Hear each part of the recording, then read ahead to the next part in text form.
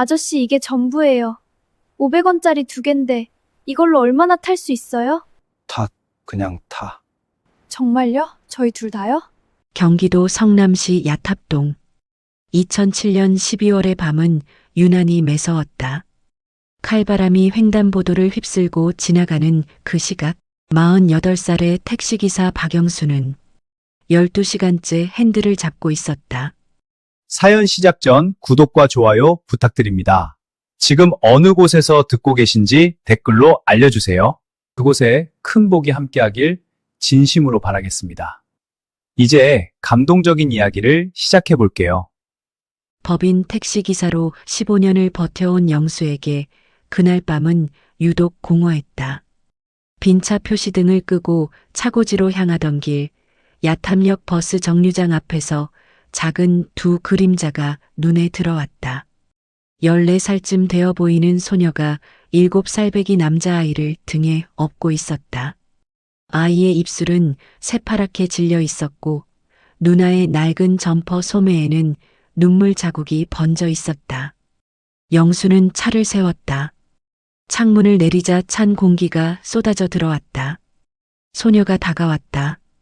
손바닥 위에 구겨진 500원짜리 동전 2개를 올려놓고 떨리는 목소리로 물었다. 영수는 그 작은 손을 내려다보다가 아무 말 없이 뒷문을 열었다. 미터기에는 손도 대지 않았다. 차 안이 따뜻해지자 등에 업혔던 남자아이가 처음으로 고개를 들었다. 영수는 백미러로 아이들을 살폈다. 소녀의 이름은 한은비, 남동생은 한준서였다.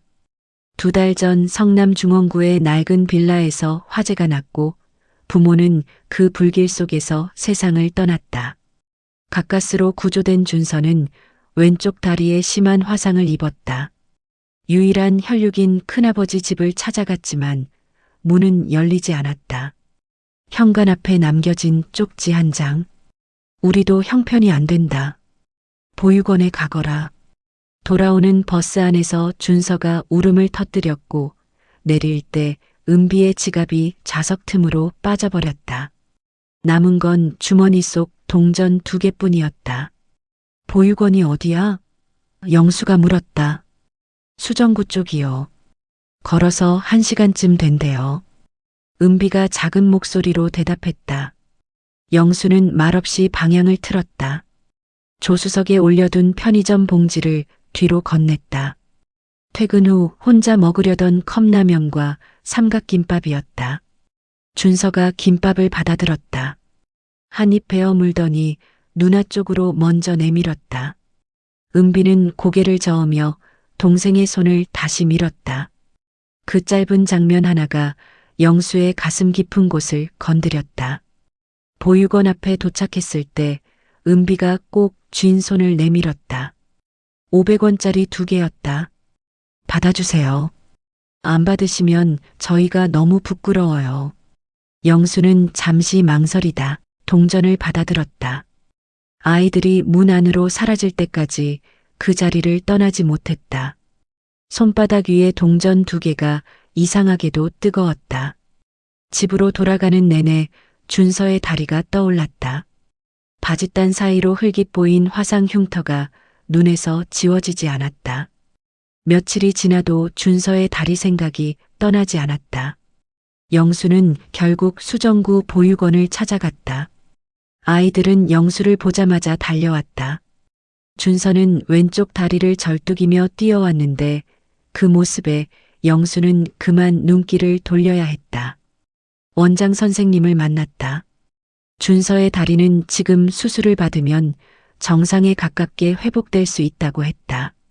피부 이식과 재활 치료를 병행하면 뛰는 것도 가능하다고. 하지만 수술비와 재활비를 합치면 3,200만 원이 넘었다. 보육원 형편으로는 엄두도 낼 수 없는 금액이었다. 생명에 지장이 없으니 후원 순위에서도 계속 밀려요. 아이가 크면서 상태가 더 나빠질 수도 있다는데. 원장 선생님의 말끝이 흐려졌다. 영수는 집으로 돌아와 낡은 통장을 꺼냈다. 잔액은 3,200만 원. 법인 택시기사로 15년을 버티며 한 푼 두 푼 모은 돈이었다. 영수의 꿈은 개인 택시였다. 산악금 없이 법만큼 온전히 자기 것이 되는 택시. 50이 넘어서도 허리 한번 펼 수 있는 유일한 노후 대책이었다. 개인 택시 면허를 인수하려면 최소 5천만 원이 필요했다. 영수는 그 목표를 향해 15년을 달려왔다. 밤새 잠을 이루지 못했다. 이른 새벽 영수는 거울을 보며 혼잣말을 했다. 내 꿈은 늦춰도 살아있다. 저 아이 다리는 지금이 아니면 안 된다. 다음 날 아침 영수는 보육원을 다시 찾았다. 통장을 원장 선생님 앞에 내밀었다. 손이 떨렸다. 이걸로 준서 수술비 써주세요. 원장 선생님이 통장을 보고 눈이 커졌다. 기사님, 이건 평생 모으신 거잖아요. 어떻게? 부탁이 하나 있습니다. 아이들한테 제가 냈다는 말은 절대 하지 말아주세요. 어디서 후원이 들어왔다고만 해주세요.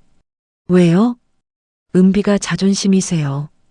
모르는 어른한테 이런 큰 신세를 졌다는 걸 알면 평생 마음이 짓눌릴 거예요. 원장 선생님의 눈에서 눈물이 흘렀다. 영수는 빈 통장을 품에 안고 보육원을 나섰다. 개인 택시의 꿈은 멀어졌지만 발걸음은 오히려 가벼웠다. 텅 빈 통장이었는데도 가슴은 꽉 찬 것 같았다. 그해 봄 준서는 수술을 받았다. 영수는 수술 결과를 전해 들었지만 직접 찾아가지 않았다. 아이들 곁에서 멀어지는 것이 맞다고 생각했다. 존재를 알리는 순간 은비의 무게가 될 것 같았다. 그렇게 영수는 아이들 곁에서 조용히 사라졌다. 세월은 흘렀지만 영수의 형편은 나아지지 않았다. 수술비를 내고 난 이듬해 영수가 12년간 살아온 전셋집이 경매로 넘어갔다. 집주인이 보증금을 들고 잠적한 것이었다. 이른바 전세 사기였다. 2,500만 원이 하루아침에 사라졌다. 반지하 월세방으로 이사했다. 겨울이면 곰팡이가 피고 여름이면 습기가 올라오는 그런 방이었다. 그래도 영수는 다시 모으면 된다고 스스로를 다독였다.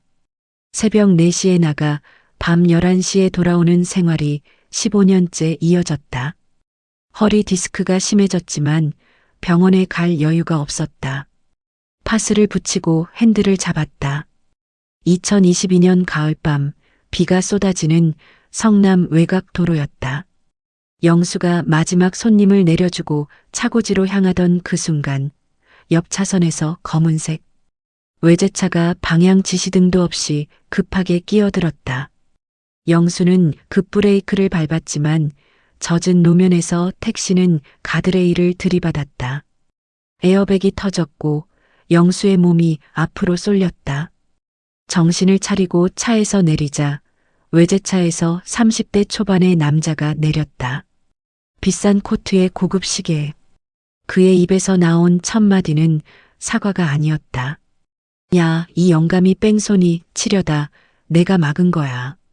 다들 봤지? 영수는 귀를 의심했다. 한 발자국도 움직이지 않았는데 뺑소니라니. 블랙박스가 없는 낡은 법인 택시였다. 목격자도 없었다. 그 남자의 아버지는 성남 일대에서 손꼽히는 건설업체 사장이었고 경찰서에도 연줄이 있었다. 영수는 경찰서에서 밤새 조사를 받았다.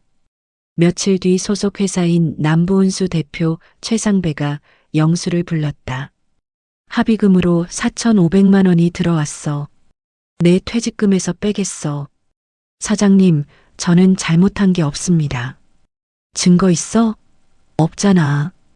그건, 그리고 말이야. 이번 일로 회사 이미지도 안 좋아졌으니 그만 나와.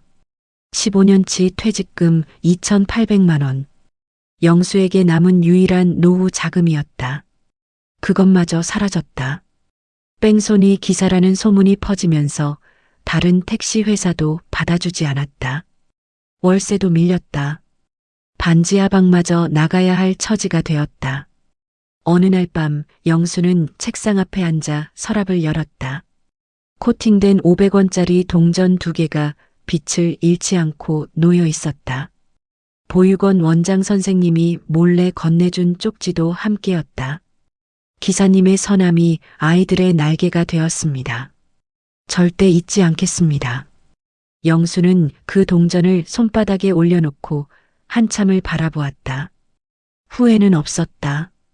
그 아이들이 어딘가에서 잘 살고 있다면 그것으로 충분했다. 하지만 지금 당장 내일 월세를 낼 방법이 없었다. 지푸라기라도 잡는 심정으로 영수는 손님에게 언뜻 들었던 이름을 떠올렸다. 돈 없는 사람들 편에서 싸워준다는 변호사. 하는비 법률사무소. 성남 수정구의 작은 빌딩 22층. 영수는 낡은 점퍼를 여미며 엘리베이터에 올랐다. 손에는 사건 경위를 적은 종이 한 장이 쥐어져 있었다. 접수대 직원이 영수를 위아래로 훑어보았다. 예약도 없이 찾아온 초라한 노인. 안내 직원이 다음 주 예약을 권하는 순간 유리문이 열리며 단정한 차림의 여성이 들어왔다. 32살쯤 되어 보이는 여성이었다. 짧게 자른 머리, 검은 정장, 날카로운 눈매. 하지만 어딘가 낯설지 않은 느낌이 들었다. 그녀의 시선이 영수에게 멈췄다.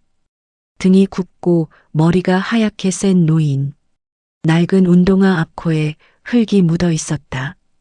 그 뒷모습에서 묘한 슬픔이 느껴졌다. 어르신, 무슨 일로 오셨어요? 영수가 돌아보았다. 더듬더듬 설명했다. 뺑소니 누명, 퇴직금 갈취, 부당해고. 목소리가 떨렸다. 돈이 없어서 찾아뵐 형편도 안 되는데 무료로 봐주신다는 말을 들어서요. 여성은 잠시 영수의 눈을 들여다보았다. 삶의 무게에 짓눌린 눈동자. 어딘가에서 본 것 같은 아주 오래된 기억 속 눈빛이었다. 들어오세요. 제가 직접 듣겠습니다. 그녀의 이름은 하는비였다. 서로를 알아보지 못한 채 상담이 시작되었다. 은비는 침착하게 메모를 했다. 남부운수의 부당해고, 전력, 상대 측 건설업체 인맥, CCTV 확보 가능성. 상담이 끝나갈 무렵 영수가 조심스럽게 물었다. 변호사님은 왜 이런 일을 하세요? 능력 있으신 분이 돈 되는 사건만 맡으셔도 될 텐데. 은비가 잠시 펜을 멈췄다. 어릴 때 저도 아무것도 없었던 적이 있어요. 그때 어떤 분이 저희를 도와주셨어요. 아무 데가 없이요. 그분 덕분에 제가 여기까지 왔어요. 그래서 저도 그렇게 하고 싶었어요. 힘들고 외로운 사람을 그냥 지나치지 않는 사람이 되고 싶었어요. 영수는 가슴이 이상하게 뛰었다. 어디선가 들어본 것 같은 말이었다. 하지만 기억이 연결되지 않았다. 상담을 마치고 나가면서 영수가 주머니에서 작은 봉지를 꺼냈다. 변호사님, 상담료 대신요. 별거 아닌데 받아주세요. 봉지 안에는 캔커피 2개가 들어 있었다. 은비가 그것을 받아들며 웃었다. 영수가 나간 뒤 은비는 캔커피를 책상 위에 올려두고 한참을 바라보았다. 설명할 수 없는 따뜻함이 가슴 한켠에 번졌다. 고개를 흔들며 일에 집중하려 했지만 그 눈빛이 자꾸만 떠올랐다. 며칠 뒤 은비의 동생 한준서에게서 전화가 왔다. 준서는 경기도 내에서 중견 물류 스타트업을 운영하는 30살의 대표였다. 누나한테 오늘 의뢰인 이야기 들었어. 나도 도울 게 있으면 말해. 은비는 사건에 전력을 다했다. 사고 현장 인근 편의점과 도로변 CCTV를 하나하나 확인했다. 사흘 만에 결정적인 영상을 찾아냈다. 외제차가 방향 지시등 없이 급차선 변경하는 장면, 영수의 택시가 이를 피하다. 가드레일을 들이받는 장면이 고스란히 담겨 있었다. 재판 결과는 영수의 완승이었다.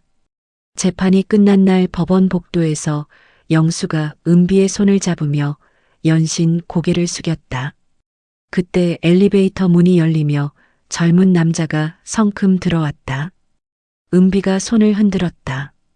준서야, 여기. 그 이름이 영수의 귀에 꽂혔다. 준서라는 이름. 걸음걸이가 왼쪽으로 살짝 기울어 있었다. 눈에 익은 그 기울어짐이었다. 준서가 영수에게 인사를 건넸다. 안녕하세요, 한준서입니다. 누나한테 이야기 많이 들었어요. 그러다 잠깐 멈칫했다. 무언가 기억을 더듬는 눈빛이었다. 세 사람이 함께 걷다가 영수가 갑자기 비틀거렸다. 며칠째 제대로 먹지 못한 탓이었다. 준서가 재빨리 팔을 잡았다. 그 순간 영수의 낡은 점퍼 주머니에서 지갑이 바닥에 떨어졌다. 지갑이 열리면서 안에 있던 것들이 쏟아졌다. 코팅된 500원짜리 동전 2개, 누렇게 바랜 쪽지 1장, 그리고 빛 바랜 사진 1장. 은비가 허리를 굽혀 사진을 집어들었다. 손이 멈췄다. 사진 속에는 두 아이가 있었다.